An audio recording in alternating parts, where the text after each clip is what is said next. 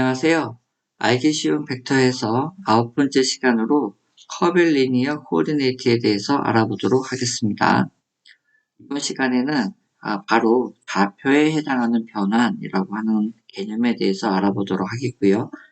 그 중에서도 특별히 직교 좌표계에 대해서 알아보도록 하겠습니다. 여기에 해당하는 커빌리니어 코오디네이트라고 하는 것은 바로 곡선 좌표계를 얘기합니다. 우리가 알고 있는 카티션 코디네이트 x, y, z는 바로 직선으로 이루어진 코디네이트가 되는데, 이 직선이라고 하는 것은 바로 커브의 하나의 종류가 되는 것입니다. 자, 그렇게 되었을 때 다른 직교 좌표계에 해당하는 것들을 원통형 좌표계나 구형 좌표계와 같은 그런 코디네이트들이 있습니다. 근데 그 중에서도 특별하게 우리가 오소고날이라고 하게 되면 바로 직교 그 곡선 좌표계를 얘기하게 됩니다. 우리가 주로 다루게 될 XYZ인 카티션 코디네이트와 원통형 좌표계, 그 다음에 구형 좌표계와 같은 것들이 바로 그 각각의 단위 벡터들이 수직한 그러한 좌표계가 되겠습니다. 자, 그것에 해당하는 개념에 대해서 알아보겠고요. 그것들의 여러 곡선으로 표현된 이 좌표계에 있어서의 단위 벡터들을 어떻게 나타내는가 라고 하는 것과, 자, 곡선에 주어졌을 때 곡선의 길이를 어떻게 나타내는지, 그 다음에 좌표계에 있어서의, 곡선 좌표계에 있어서의 표면에 해당하는 부분, 볼륨에 해당하는 부분을 각각 어떻게 나타내는지를 학습해 보도록 하겠습니다. 자, 제일 먼저 바로 곡선의 좌표계의 변환에 대해서 알아보도록 하겠습니다. 렉탱글러 코디네이트라고 하는 것이, 자, 이제 우리가 카티션 코디네이트라고 부르는 x, y, z로 이루어진 바로 그 좌표계를 얘기를 하는 것입니다. 이러한 x, y, z를 나타내는 방법을 바로 여기에 해당하는 것을 다른 좌표계를 통해서 나타낸다라고 하는 것이 되겠습니다. 이것을 나타내주는 방법이 바로 우리가 x, y, z라고 하는 좌표계에서 쓰여지는 이 위치를 다른 좌표계로서로 표현해낼 수 있다라고 하는 것이죠. 그렇기 때문에 여기에 함수에 해당하는 관계다라고 하는 뜻으로 u1, u2, u3가 쓰여질 수가 있는 것이고요. 또한 마찬가지로 u1, y에 대해서도 u1, u2, u3, z에 대해서도 u1, u2, u3를 적용해낼 수가 있습니다. 그런데 이 x, y, z가 바로 u1, u2, u3로 표현될 수 있듯이 u1과 u2, u3 새로운 좌표계에 해당하는 그것 성분들도 또한 마찬가지로 x, y, z로 표현해낼 수가 있는 것입니다. 이와 같이 x, y, z의 조합과 u1, u2, u3의 조합간을 변환을 하는 것을 우리가 좌표계의 변환이다 라는 말로 부르게 되는 것입니다. 자, 이렇게 되었을 때 이렇게 변환이 될 수 있는 u1, u2, u3를 우리가 바로 곡선 좌표계라는 말로 부르게 되는 것입니다. 자, 여기 커벨리니어는 이제부터 우리가 그림을 통해서 알아보겠지만 바로 좌표계에 해당하는 것이 곡선으로 이루어졌다라고 하는 뜻입니다. 우리가 기본적으로 알고 있듯이 XY 좌표계는 XY 좌표계로서 임의의 분간상의 한 점을 표현해내게 됩니다. 그런데 이 임의의 분간상에 있는 한 점은 또 다른 좌표계에 해당하는 U1, U2, U3에 의해서도 나타낼 수가 있다라고 하는 뜻이 되는 것입니다.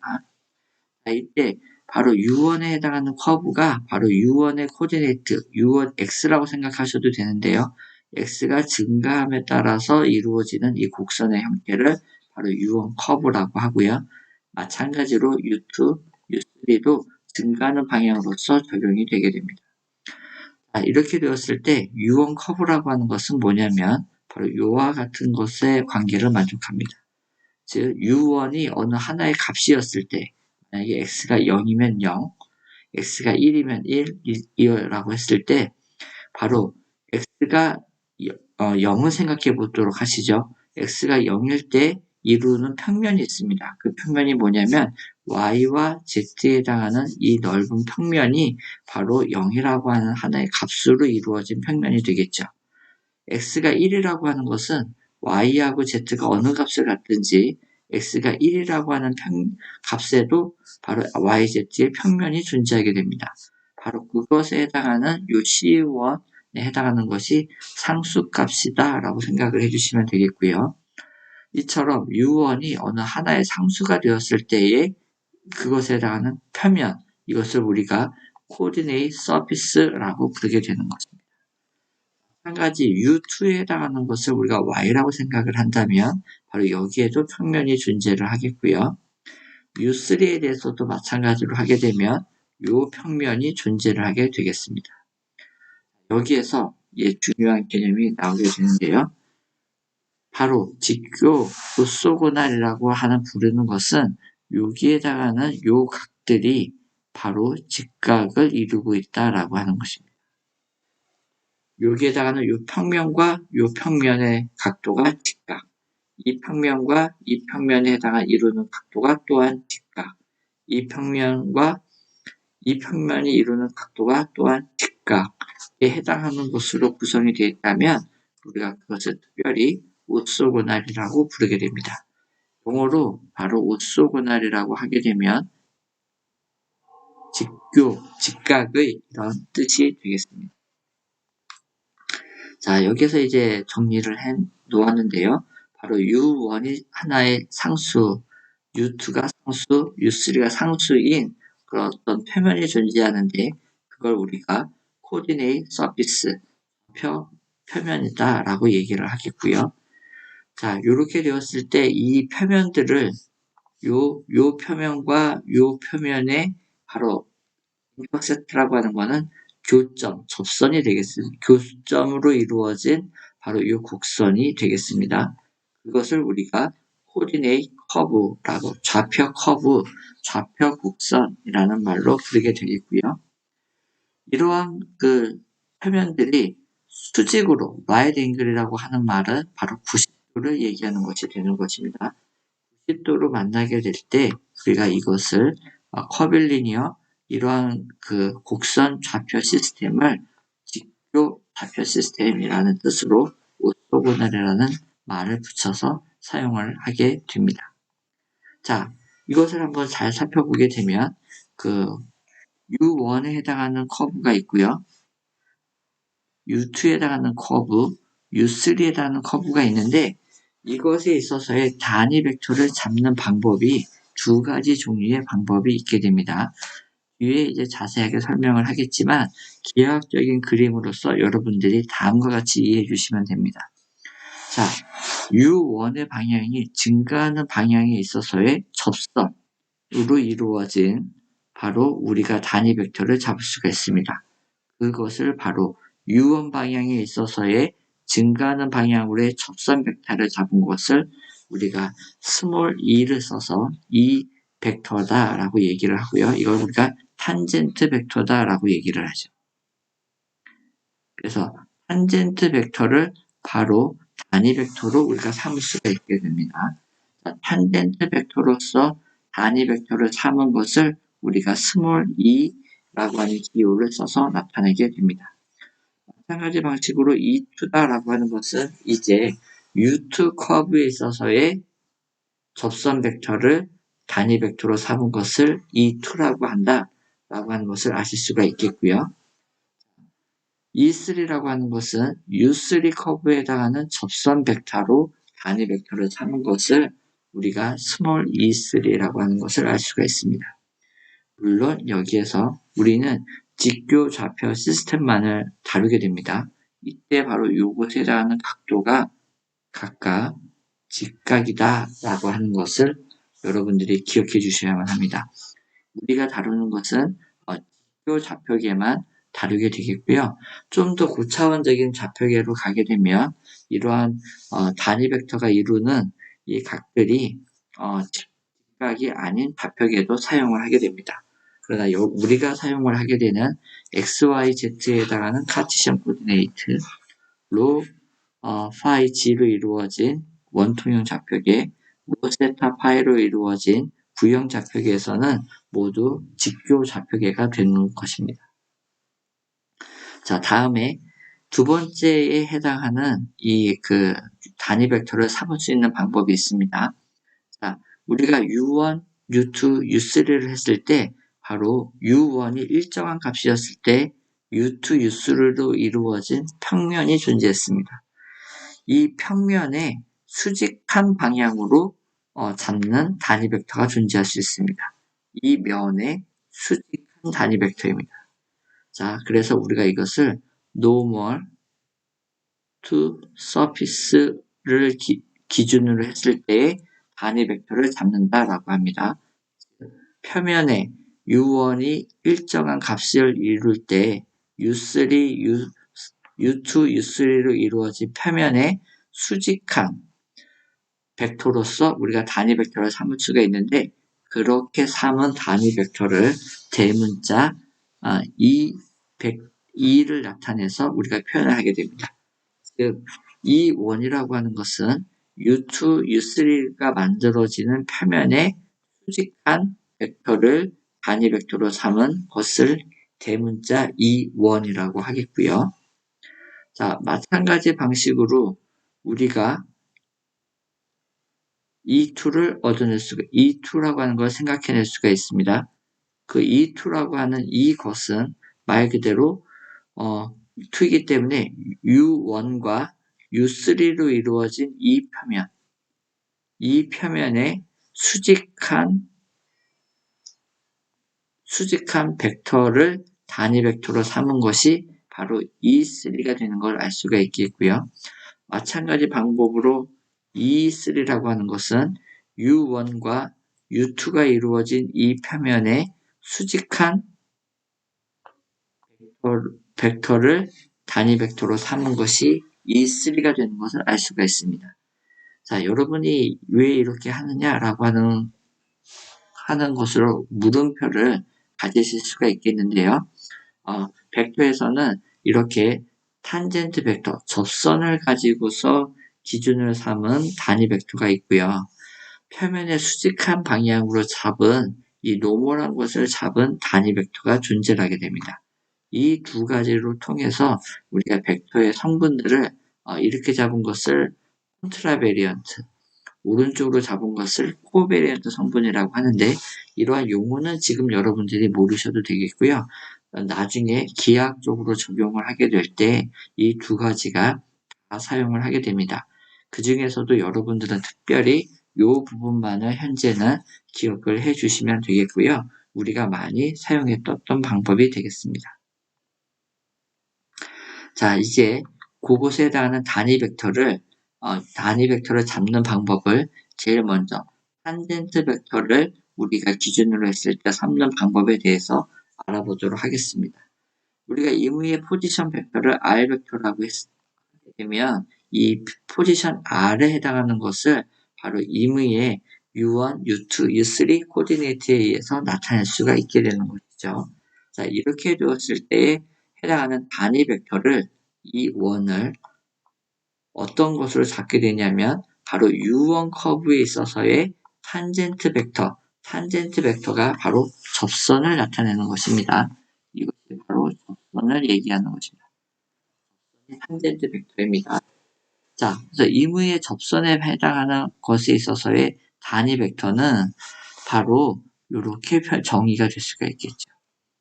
R 벡터의 U1 방향으로에 해당하는 기울기, 이것이 바로 접선에 해당하는 접선이니까요. 이것으로 나타나게 됩니다. 자, 이렇게 되어졌을 때 우리가 단위 벡터라고 하는 것은 어느 벡터로 나타내게 될 때 그것의 크기로 나누어진 것이죠. 그것의 크기에 해당하는 것이 바로 이 절대값으로 표현을 할 수가 있게 되는 것입니다. 자, 그러면 요곳에 해당하는 이 접선을, 탄젠트 벡터를 우리가 다시 쓰게 되면 오른편과 같이 쓰여질 수가 있겠고요. 여기에 해당하는 이 절대값에 해당하는 이 부분, 탄젠트 벡터의 크기, 그것을 우리가 H1으로 간단하게 나타낸 것이 되겠습니다. 자, 마찬가지로 이 방향, U2의 방향, U3의 방향에 대해서도 동일하게 E sub 2, E sub 3에 해당하는 것을 우리가 구해낼 수가 있겠죠. 그렇게 구해내게 되었을 때 마찬가지로 바로 이러한 H1에 해당하는 것이 H2, H3가 존재를 하게 됩니다. 이제부터 용어가 중요한데요. 여기서 말하는 H1, H2, H3를 우리가 스케일 팩터라는 말로 부르게 됩니다. 이것을 꼭 기억해 두셔야만 합니다. 자, 다시 한번 정리를 하겠습니다. 우리가 이무의 포지션 벡터 R을 나타낸다라고 했을 때 우리가 U1, U2, U3에 해당하는 좌표에 의해서 나타낼 수가 있습니다. 그것에 해당하는 단위 벡터를 각각 U1, E sub 1, E sub 2, E sub 3로 잡을 수가 있는데 그 E sub 1에 해당하는 정의가 바로 다음과 같이 주어지게 됩니다. 그랬을 때 바로 탄젠트 벡터에 해당하는 것을 우리가 이렇게 표현해낼 수가 있고 여기에 해당하는 H에 해당하는 것을 우리가 스케일 팩터다라는 말로 부르게 되는 것입니다. 다음에 우리가 또 다른 단위 벡터를 잡는 방법이 그 표면에 수직한 것으로 잡는다라고 하였죠. 그랬을 때 바로 우리가 표면에 수직하다라고 하는 그것이 그레디언트로 나타낼 수가 있습니다.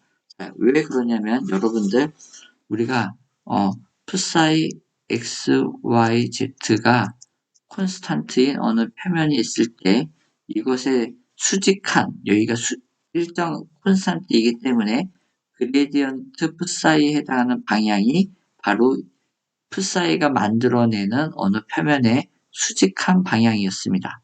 바로 그레디언트에 해당하는 방향이었죠. 이것을 기억하게 되신다면 U1이라고 하는 어느 psi 함수가 일정합니다. 그렇기 때문에 이 C1으로 이루어진 어느 표면의 수직한 방향은 바로 그레디언트 U1에 해당하는 방향이 되는 것이죠. 그래서 표면에 수직한 것에 해당하는 벡터는 그레디언트 U1으로 나타낼 수가 있는 것입니다.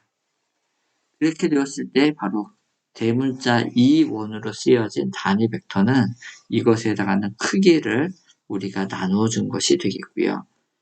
마찬가지로 두 번째, 세 번째에 해당하는 것도 동일한 방식으로 나타낼 수가 있습니다. 결과적으로 미리 얘기를 하자면 앞에서 했었던 스케일 벡터를 통해서 이 E1, E2, E3를 나타낼 수가 있게 됩니다. 즉 스케일 벡터는 여기에 해당하는 이 절대값하고 연관이 된다라고 하는 걸 알 수가 있겠죠. 이것에 해당하는 값이 나중에 살펴보도록 할 텐데 앞에서 탄젠트 벡터로 잡았을 때의 값을 H1이라고 한다면 이렇게 그레디언트 U1에 해당하는 절대값은 H1분의 1이 됩니다. 마찬가지로 이것에 해당하는 값도 H2의 마이너스 1승, 이것은 H3의 마이너스 1승에 해당하는 값을 얻게 됩니다. 이것은 다음에 살펴보도록 하겠고요. 여러분들은 지금까지는 요 E1, E2, E3에 해당하는 것이 바로 요와 같이 정의가 되어질 수 있는 벡터다라고 하는 점만 알아두시면 되겠습니다. 자, 이제 커블리니어 코디네이트에서 벡터 A라고 하는 것을 나타내는 방법이 되겠습니다. 저희가 맨 처음에 있는 카티션 코디네이트에 대해서 이렇게 나타낼 수가 있었죠. 이것이 만약에 A1 EX 더하기 A2 EY 더하기 A3 EZ라고 하게 되면 여러분들은 쉽게 나타낼 수 있구나 라고 하는 것을 알 수가 있겠죠. 자, 이것이 임의에 해당하는 벡터였을 때 그것에 해당하는 성분을 각각 A1, A2, A3로도 나타낼 수가 있게 되는 것입니다. 당연하겠죠. 이렇게 되는 것에 있어서의 근본 조건은 뭐냐면 단위 벡터를 E1, E2, E3로 한다라고 하는 것이었습니다.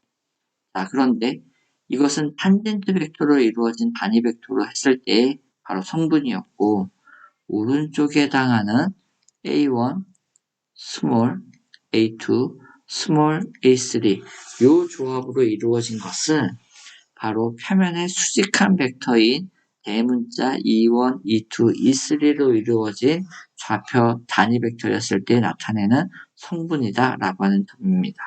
자, 이렇게 이 A1 대문자 캐피털로 쓰여진 것과 이걸로 쓰여진다 할지라도 동일한 벡터다 라고 하는 점입니다.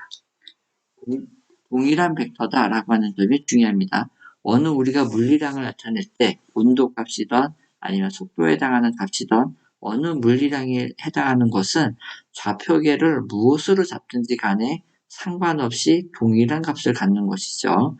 단지 그것에 해당하는 표현이 XY 좌표계로 봤을 때에 표현되는 것과 원통형과 구형으로 됐을 때 표현되는 것이 서로 다를 뿐입니다. 자, 여기에 해당하는 이 원을 탄젠트에 해당하는 것으로서 우리가 단위 벡터를 삼는다라고 하게 되면 그때의 성분을 C1, C2, C3 대문자로 쓰게 되겠고요. 이러한 성분을 우리가 콘트라베리언트라는 성분이라고 부르게 됩니다. 이 용어는 지금 모르셔도 됩니다. 자, 다음에 그 표면의 수직한 벡터로서 삼은 이 성분 C1, 스몰 C1, C2, C3를 코베리언트 성분이라고 얘기를 하게 되었습니다.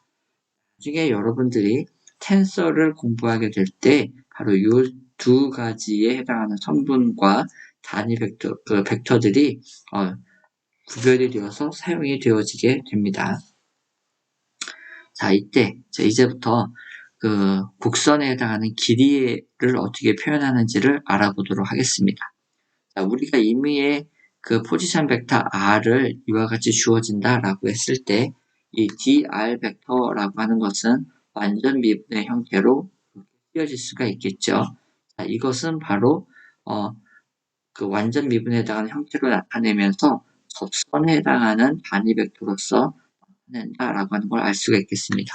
자, 이것을 기하학적인 그림으로 보게 되면 이제 이 그림을 이해해 주시면 됩니다. 자, U1 방향으로서 우리가 딱 있을 때 이것의 접선인 것을 나타내는 단위 벡터를 E sub 1이라고 하였고요. U2 방향으로를 E sub 2라고 하였고요. U3 방향으로 해당하는 단위 벡터가 바로 E3가 되었습니다. 자, 이렇게 되었을 때 이 길이에 해당하는 스케일 벡터, 길이 얼마만큼의 단위 벡터가 증가할 때 얘가 증가하느냐라고 하는 것이 되는데 그것에 해당하는 스케일 벡터가 H1, H2, H3가 얻어진다는 것이었고요. 이것에 해당하는 성분의 변화가 바로 DU1, DU2, DU3로 이루어지는 것이었습니다. 자, 이것이 바로 이것에 해당하는 점으로서 알 수가 있는 거죠. 우리가 앞에서 바로 증거로서 보았지만 여기에 해당하는 이것에 해당하는 바로 정의가 되겠습니다. 자, R 벡터를 U1 방향으로 했을 때의 접선 벡터는 H1, E1이 된다는 것이었죠. H1, E1이 되기 때문에 여기에서 이것이 H1, E1이 되니까 H1, E1을 쓴 것입니다. 여기에 해당하는 DU1은 바로 여기서 나온 DU1이 되는 것이죠. 이렇게를 표현해내니까 바로 여기에 해당하는 DR 벡터를 바로 다음과 같이 표현해낸 것이 되겠습니다. 마찬가지 방식으로 표현을 해놓게 되면 이렇게 세 번째 항도 이렇게 표현이 되는 것이어서 우리가 임의의 DR 벡터라고 하는 요 거리에 해당하는 것을 나타내게 될 때 바로 DR 벡터를 이렇게 벡터로서 표현해낼 수가 있는 것이죠. 여기에 해당하는 아크 랭스를 바로 DS1이라고 생각을 해보면 되겠습니다.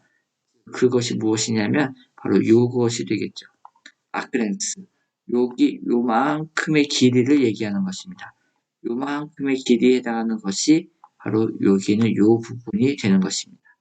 이것을 우리가 DS1이라고 제가 쓰는 것이고요. 이것을 우리가 DS2, 이것을 DS3라고 제가 표현을 하겠습니다. 자, 그렇게 되었을 때 바로 그 DS라고 하는 DR 벡터로 이렇게 주어졌을 때 어느 벡터가 이렇게 가는 것이죠. 이렇게까지 왔을 때 바로 이 거리, 이 거리라고 하는 것은 바로 이러한 정의에 의해서 주어지게 된다라고 하는 것입니다. 이렇게 되었을 때 바로 dr 벡터와 dr 벡터의 내적으로서 우리가 이루어지는 것이죠. 바로 이렇게를 보게 되면 바로 ds의 제곱은 이와 같이 표현이 된다라고 하는 것입니다. 이렇게 표현이 되는 걸 증명해 보는 방법은 간단한데요. 바로 이와 같이 표현될 수 있습니다. dr 벡터가 이렇게 쓰여질 수 있기 때문에 마찬가지로 쓰여지고요. 내적이라고 하는 것을 우리가 하기 때문에 이 서브1이 적용이 될 때 이 서브1과 이 서브1이 같은 벡터만 1이 되고 나머지 벡터들은 서로 수직한 관계에 있기 때문에 우리가 그 내적으로서가 0이 되는 것을 알 수가 있겠죠. 그래서 첫 번째 이 서브1이 붙은 것은 요 항만 살아남게 되어서 이렇게 제곱의 행차로 나타나게 됩니다. 나머지 U2에 해당하는 방향, U3에 해당하는 방향도 마찬가지로 적용이 될 수가 있겠습니다. 자, 다음에 표면에 해당하는 것이 되겠는데요. 이 표면에 해당하는 DA1이라고 하는 것은 바로 A1 방향에 있어서의 이 면이 되겠습니다. 이 면에 해당하는 면적을 나타내는 방법이 되는 것이고요. 그 면적을 나타내게 되면 E2와 E3에 해당하는 이 벡터로서 나타내게 되고, 이걸 우리가 벡터의 외적을 통해서 하면 쉽게 면적이 구해지는 것을 여러분들이 기억하시죠? 바로 외적은 면적이었습니다. 그렇게 해보게 되면 여기에 해당하는 H2, H3, DU2, DU3로 구해지는 것이었고요. 다음 장에 이제 이것에 해당하는 증명이 주어지게 되겠습니다. 마찬가지로 DA2라고 하는 것은 바로 U2 방향이 여기에 해당하는 면적이 되겠습니다. 그리고 DA3라고 하는 것은 요 면적이 되는 것이죠. 이렇게 알아볼 수가 있겠고요. 이것을 어떻게 증명하느냐라고 하는 것은 오소고널 시스템이 중요합니다. 자, 여기에 해당하는 이 길이에 해당하는 요것이 바로 이렇게 U2의 방향에 대해서 요만큼의 길이였고요. U3 방향에 해당하는 것에서 이랬습니다. 요거에 해당하는 외적을 적용하게 되면 나머지 스칼라에 해당하는 것들은 다 바깥으로 나오게 되겠고, 여기 단위 벡터의 외적에 해당하는 절대값이 되는데 이 부분은 우리가 E1이 되는 걸 알 수가 있고요. 이것의 절대값 크기인데 단위 벡터의 크기이기 때문에 1이 되는 것입니다. 그래서 최종 결과가 이렇게 얻어지는 것을 알 수가 있습니다. 자, 세 번째로 우리가 볼륨에 대해서 알아보도록 할 텐데요. 이 볼륨이라고 하는 것은 바로 여기 직육면체, 이것으로 이루어진 직육면체의 부피라고 생각해 주시면 되겠고요. 우리가 부피를 나타내게 되었을 때 어떻게 썼냐면 A B 크로스 C의 형태로 이루어진 것이 우리가 부피를 나타내는 방법이었습니다. 이렇게 봤을 때 요 A 벡터에 해당하는 것이 H1, DU1, E 서브 1이라고 생각을 해주시면 되겠고요. 두 번째, B에 해당하는 것이 바로 HT2, DU2, E 서브 2, C 벡터에 해당하는 것이 H3, DU3, E3로 생각을 해주시면 되겠습니다. 자, 요거에 대해서 증명은 다음 장에 있고요. 특별하게 하면 요만큼이 나오게 됩니다. 이때 이건 부피이기 때문에 여기에 해당하는 벡터들의 조합이 다 사라지는 걸 알 수가 있겠습니다. 자, 특별히 여기에 해당하는 H1, H2, H3를 우리가 J라고 쓰는데요. 자코비언이라고 부르게 됩니다. 이 자코비언으로 부르게 되는 것에 대한 정의를 다음 장에 설명을 하도록 하겠고요. 그래서 이 볼륨이라고 하는 것은 자코비언에 해당하는 것에 이 조합으로 나타낼 수가 있다라고 하는 것을 알아주시면 되겠습니다. 자, 먼저 이것이 왜 1이냐라고 하는 것이죠. 바로 이것이 1인 이유는 우리가 이 서브 2 타임스 이 서브 3 하면 이 서브 1이 되는 것이고 이 서브 1과 이 서브의 내적은 1이 되기 때문에 쉽게 이것에 해당하는 증명이 되는 것은 알 수가 있습니다. 자, 마지막으로 자코비언에 대해서 알아보도록 하겠습니다. 이 자코비언에 해당하는 정의는 바로 다음과 같이 쓰여집니다. 자, 우리가 U1, U2, U3에 대해서 XY 좌표를 나타내게 될 때 우리가 이렇게 표현을 하게 되는데요. 이렇게 표현하게 됐을 때에 이 조합이 있습니다. 이것에 대한 조합이 주어지는 방법은 디터미넌트에서 자, U1에 대해서 모두 미분해 줍니다. 첫 번째 줄을요. 두 번째 줄은 U2에 대해서 미분을 해줍니다. 세 번째는요, U3에 대해서 각각 미분을 해주게 됩니다. 이렇게 되었을 때, 여기에 해당하는 첫 번째 요 행에 해당하는 것을 가만히 보게 되면 이것은 U1이라고 하는 걸 알 수가 있죠. 그것이 이것이 됩니다. 두 번째는 바로 포지션 벡터를 U2에 대해서 미분한 것. 맨 마지막은 U3에 대해서 미분한 것. 이걸 아실 수가 있죠. 거듭 얘기하지만 이것에 해당하는 정의가 H1, E1이었고요. 얘가 H2, E2였고요. 이것이 H3, E3였습니다. 그래서 앞장에서 증명했듯이 E sub 1 dot E sub 2 cross E sub 3는 1이 되기 때문에 우리가 이렇게 H1, H2, H3만이 유도가 되는 것을 알 수가 있고요. 이 조합을 우리가 자코비안 J라고 하는 것으로서 부르게 되는 것입니다. 자, 여기까지 해서 우리가 이번 주에 해당하는 강의를 마쳤고요. 빠르게 해보게 되면 우리가 XYZ를 U1, U2, U3에 해당하는 코디네이터로 서로 변경할 수가 있습니다. 변환하는 이것을 우리가 좌표 변환이다라고 부른다라고 하였고요. 자, 그렇게 되었을 때 이것이 직선이 아니라 곡선으로 일반화했을 때를 우리가 커빌리니어 코디네이트라고 부른다는 것이었습니다. 그 중에서도 이 코디네이트 커브 사이의 각도가 직각인 것을 우리가 직교좌표계다라고 부르는 것입니다. 그것에 해당하는 단위 벡터를 잡는 방법이 바로 탄젠트 벡터를 잡는 방법이 있었고요. 또한 표면에 수직한 것을 잡는 방법이 있었습니다. 그래서 탄젠트 벡터를 잡을 때에 단위 벡터를 E sub 1이라고 하였고요. 그것에 해당하는 표현이 이와 같이 정리가 되었습니다. 네, 바로 이 탄젠트 벡터에 해당하는 절대값, 그것을 우리가 스케일 벡터라는 말로 우리가 정의를 하였습니다. 두 번째는 표면의 수직한 방향으로 잡는 단위 벡터가 존재할 수 있다는 점이었죠. 자, 그렇게 했을 때 벡터는 탄젠트 벡터로도 표면의 수직한 벡터로도 나타낼 수가 있었습니다. 자, 이때 아크랭스에 해당하는 곡선의 거리, 그것에 해당하는 것은 dr 벡터는 다음과 같이 주어졌습니다. 이것을 꼭 기억해 주세요. 기억해 주시고 그것에 해당하는 실제 길이는 이와 같이 주어질 수가 있었다라는 점입니다.